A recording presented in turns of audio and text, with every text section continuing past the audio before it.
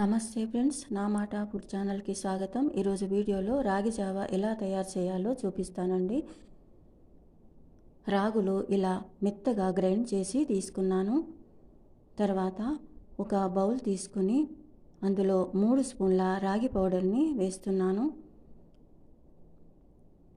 1 glass వాటర్కి 3 స్పూన్ల రాగి పౌడర్ని తీసుకుంటున్నాను.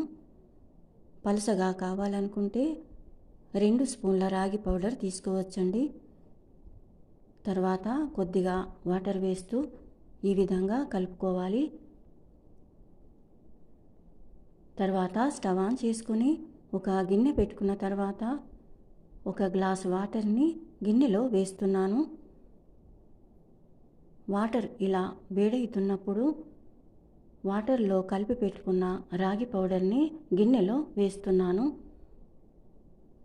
తర్వాత ఈ విధంగా కలుపుకోవాలండి.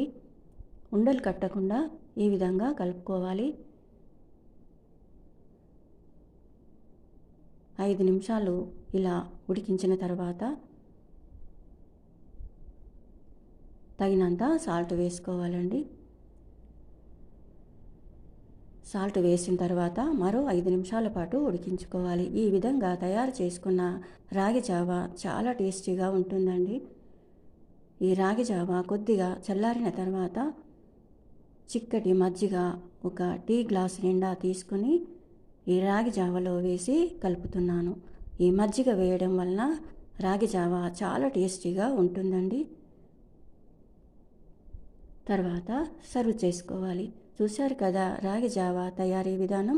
ఈ వీడియో మీకు నచ్చింది అనుకుంటాను. Thank you for watching.